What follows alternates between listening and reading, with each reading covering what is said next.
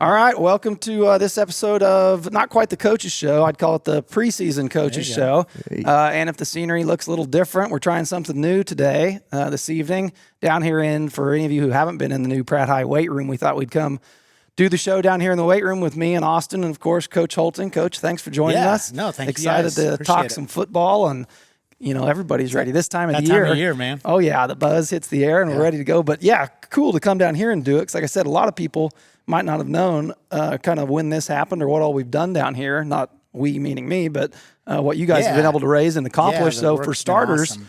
You want to talk a little bit about kind of where we're at and some upgrades to the weight room and how you were able to make that happen? Really everything. I mean, we was talking about, when I got here, the weight room kind of needed a facelift. It just hadn't had a whole lot done to it in a while, and took a few years, and we kind of got our ducks in a row behind the scenes, and talked to Coach Schwank, and he was down for it. Talked to some individual donors. A couple people kind of got the ball rolling, and we were able to raise almost $90,000 through private donations, and a few people.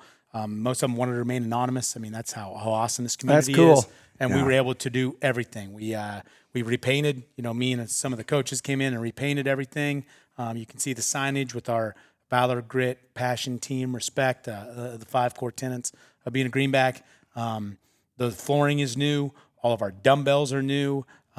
2 weights boards are new. Yeah, I got some pictures. So let's see here. We're looking at there's not even filled in yet. You can't see it here on the camera, but that's up here on the wall. We're facing here. So this is there's an all-time and the Pratt Strength board. And it's starting to get filled in there, it looks like. Yeah, we're getting the records. We just need someone who has better handwriting than me to write on there. So I wait till they have time. And then every rack is new. The racks. How many of these racks do we have? We got 10 of them. 10 of those racks. 10 full racks. And then we got five flat screen TVs that broadcast what we're doing in here. And then we also got a speaker system donated as well in here. So a whole new upgrade. Pretty dang awesome. I mean, I tell our kids there's not a nicer weight room in the state in terms of equipment and what we have for equipment here. These racks, you can see they're all, they're customized with Pratt, down the side. Yeah, I think we got some. Yeah, that's that Greenback cut into the iron there. That's a pretty nice touch. Yeah, a little nicer than the weight room. Anybody who played back when I played. This one even smells nice too. Well, I tell our kids, this shows how much support you have in this community, and you better take care of it. This is my baby. And I'm pretty particular, but the kids do a good job. They take pride in it too. The mirrors, everything. They take pride in it, and they love this weight room. They love coming down here and working out. And our kids do a great job. We've made tons of strides in the weight room, and it's a pretty awesome place to come work every day. Coach, obviously this is a very valuable addition to your football program, sure. But Exactly. That's what I wanted to speak on, because obviously I'm sure we'll get into how much it helps your football team, but talk about, just everything else, the track team. I mean, even just a regular student here coming. I mean, how awesome is that for them to say, look at what I get to come to every day. No, and that's what we tell our kids, and we're not done yet. We're getting bids. We're going to wrap the doors going in, kind of championship style. Out in the hallway, we've got a Greenback. We put up a Hall of Champions. We're going to hang every team and individual state champion there. That's the goal. Recognize success, and hey, these are the people you want to shoot to be these teams. Celebrate success. We want to do that all the time. But I think it's been great. Our kids have really bought in.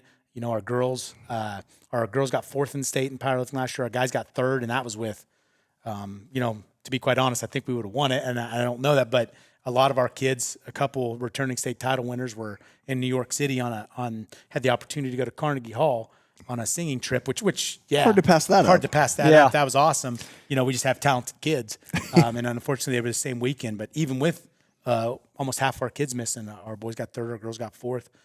They made tons of strides. We last year, I think when I came here, we had 1 or 2 kids that were over 240 on clean, and we test everybody. And we have a program that we test them on 11 different things at the end of every semester, and we track them for 4 years. Every time since they come in the program, it's kind of neat to see some of those kids where they were. For instance, Johnny Martinez, he's a 2-time state powerlifting champ. Him and I were looking the other day. When he started squatting in here, he squatted 135, and this last testing session, actually, he's hurt. He couldn't test this last week, but just at the end of the summer, he squatted 385. Wow. At 100, and he weighs 150 pounds, and he's benching 260, 250, and squatting about 245, 250. So those kids, that's just one example, but it's kind of neat. We can track their progression and then track how much faster they've gotten throughout and more explosive. And so I think that gives us some data to show the kids, hey, this is working. This is what we're doing. It's working. And, I think we had, like I said, at the end of the last testing session, I think we had 7 kids clean over 290 at the end of last year, which is, that's pretty elite for any program. Yeah. And we had 39 over 240. So at a high school level, that's impressive. Our guys have bought in, and our girls are the same way. We have some girls that have some really impressive numbers as well. So it's been cool to see. Yeah, it's been neat. Now you get all this money raised for this nice new weight room, and this is the chair I find in your office to do this interview on. Can we get a booster out there or somebody to help us upgrade with the chair? This chair has followed me my whole teaching career. It is the oldest looking. Yes, you don't have to tell me or anybody watching. My wife told me it couldn't stay in our house. She's like, that chair is ugly, but it is the most comfortable chair. Well, it came with me wherever I went. That's why I gave it to you. I just didn't feel like I'd earned the right to sit in it yet. Yeah, it's probably grimy. Looks comfortable. That's all that matters. It is. Hey, so you got kind of new class of seniors this year, kind of working way back into, coming off of last year and heading into this year. Tell us about some of the camps and some of the things that you guys went to this year. A couple new things this year that kind of was an opportunity for the Greenbacks that ended up being a pretty cool day for you guys, wasn't it? Yeah, it was awesome. We got invited. I got a call. I thought someone was pranking me. Gary Spaney called me, Chiefs Hall of Famer, calls and says, Coach Hoelting. I said, yeah. And he said, this is Gary Spaney. I thought someone was messing with me. Right. I grew up hearing about Gary Spaney from my dad and how great a linebacker he was. And he called and he said, hey, we want to invite you guys. We've heard a lot of good things about your program. He said, I actually was in Kingman for a time when I was young. And he said, we've heard some great things of what we're doing there. And we get recommendations on programs. And we want to invite you guys to the Chiefs 11 on camp. Nike and the Chiefs put on a camp in Wichita. We were by far the smallest school in the state that was invited. They do them in Kansas City, Topeka, and Wichita. There were almost 40 teams in it, and you compete in 7. You compete in your little pod, but we competed against Andover Central and Hutch. Hutchinson was in our pod. That's some pretty stout competition. Yeah, and our kids beat them both in 7-on-7. We had out of all of Kansas, we had 6 of the top 8. And I think we would have had all the top 6 because they stopped us. They weren't used to. We did a push-up contest, and they said, they told us in the beginning, hey, the record's 100 last year of all the years we've done this camp because it's you got to actually stop and put your stomach on the ground, put your hands back. It's tough. And it was hot out that day, and they stopped our kids in the first session at 110. We had 6 kids left. No one else had anyone left. That's pretty cool. And we had 6 kids left, and they stopped us. And I was like, what are we stopping? They're like, Coach, we didn't expect it to go that long. And actually 112 won it. There were 2 kids that did 112, and they were done. I mean, that was all they could do, and we had 6. They were mad because they were ready to go for more. And so we had 6 of the top 8 in the entire state of Kansas out of 30 teams. That was pretty cool. That's cool. And we got 7th overall in points. They did points and everything. They took everyone's 40s. We did tug of war. We did skill kids and linemen. They competed in all kinds of different stuff. It was just a fun day. The Super Bowl trophy was there. The Chiefs won a couple years ago. My goodness. They gave free church to everybody. It was a completely free deal. They had a free kids camp with it. I know some Pratt kids came up, some youth. It was a really neat experience for our kids, and I think it really kicked off the summer the right way. Coach, some people might look at that and say, oh, it's a summer camp, some of these things, but how valuable is that for some of these players who are now saying, all right, now I've been sitting on the sidelines and now it's my turn to step up. How valuable is something like that when it's just a summer 7-on-7, but truly as a coach, you're like, that was great. Reps and competition. And I think I could tell our kids' growth in saying, hey guys, I understand it's 7-on-7. But we just went to Andover Central, went to the 4A state title game last year. Right. Hutch was, I think, 7-3 or something.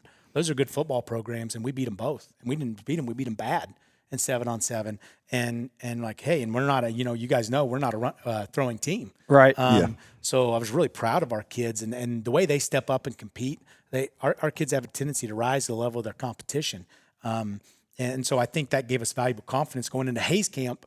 And a couple weeks after that, we did the padded Hayes camp where we suited up and went full pads against a bunch of teams and performed really, really well there as well. So I think that gave us confidence, and I think it gives us confidence now going into what we know is going to be a really tough schedule. Right. Yeah, speak that schedule a little bit for anybody who hadn't looked at it yet. Has changed a little bit this year. Open up with Larned week 1, but then kind of run the gamut and finish it with Andale, who's now in our district. Which will probably be our senior night as well. It will be. Yeah. So we've got our work cut out to. Yeah, Andale, Cheney, and Smoky all in our district. Yeah. How big a difference is it, coming off a year, you graduate, some good seniors, all the seniors, Enoch and Trevor and a lot of those kids, and then you've kind of got to instill that mentality into the upcoming, Carson and Johnny and some of those guys that have got to fill those shoes knowing now, hey, we're seniors. Do you see that transition at all, or does it start I think you see the growth in the weight room or, the first camp? When does that kind of be like, okay, they kind of know their role now? And this is your fourth. These are your seniors you had as a freshman. Yeah, this class is pretty special to me. Not that, every class is special, but these are my first kids coming in here. They bought into our program, like I said, and the strides they've made in the weight room and speed-wise and everything. I think you're going to see a much faster team this year. We're going to be physical. I think you'll see that, up front. We're as big as we've been, bigger quite a bit than we've ever been since I've been here. And I think these kids are grasping that role. And you understand as a senior, it just means something a little different. Right. That last each ride, game, you've got one less, and it starts to take it. And it goes fast. fast. Start to realize it. And we've all been through it. Yeah. You know it, but man, it goes fast. And I told the kids, you want to slow down and enjoy it, and at the same time, don't leave any regrets on the field. Don't say, man, I wish I would have done that. Or I should have done this. Take every moment, savor every moment, and then go out and I've told them, shock the state. We've got, without a doubt, one of the toughest schedules in the state. I mean, I don't think there's any doubt about that. With Cheney and Andale were maybe in the top 2 teams in 3A in the same district last year. Smoky Valley, I know they've got around 20-some seniors out, and he thinks it's going to be the best team they've ever had. Heston, as the state's leading passer back. Hoisington, went 9-2 last year, and they've got a lot of returners. Their whole line is back. We're definitely going to be challenged, and that's okay. That's a good thing. And I think our kids are ready for it, and I hope we rise to the occasion. Looking at, and we've been discussing kind of that gauntlet of a schedule, but here in the early goings of practices, what are you kind of going through in these practices? Are you just focusing on basics and some of these things, or are you already looking to learn it? I don't know how, We're mixing in, we try to early in the season, put in, what are we going to do against these spread teams? Base. And then we'll tailor each game plan. Okay. But get a base, this is our look, this is our base front, this is what we do. If all else fails, this is our checks. We try to get those checks into formations. And then the same thing, we've split our time between spread teams and the flex bone, the power teams. This is what we line up here. And so that way the kids just get used to those checks. And anything we see, we're not going to be caught off guard by in a game. So I don't know if we haven't specifically looked at any opponent yet. We've looked at generalities, general checks. And then I think really, to me, early in the season, especially offensively, we want to get us better. We've got to execute. We've got to focus on us. We've got to make sure we're doing the right thing 100% of the time, making the right play, right execution, going to the right guy. Our offense is numbered. It's very systematic in terms of you have this guy in this look every time. No matter what look we get, that's the guy you have. We count them up in the box. That's the guy you have. And so to get that down, to make kids trust it and to trust each other, because a lot of times we pull so many guys. You guys know that you'll see all these guys pull, and there'll be a guy sitting there. Well, this guy's got him. The rest of the guys don't. But it's hard as a football player to say, that guy doesn't look like he's been blocked yet. I go to him instead of knowing that guy's going to get him. I go up and take care of my responsibility. And that's when the big plays happen. And that's what we've been working on, focusing on is getting our timing down, because I think timing in this offense is so critical. As much as we pull, all the ball fakes, everything, getting that down and to where we're so comfortable we can do it in our sleep. I think that's what we focus on a lot.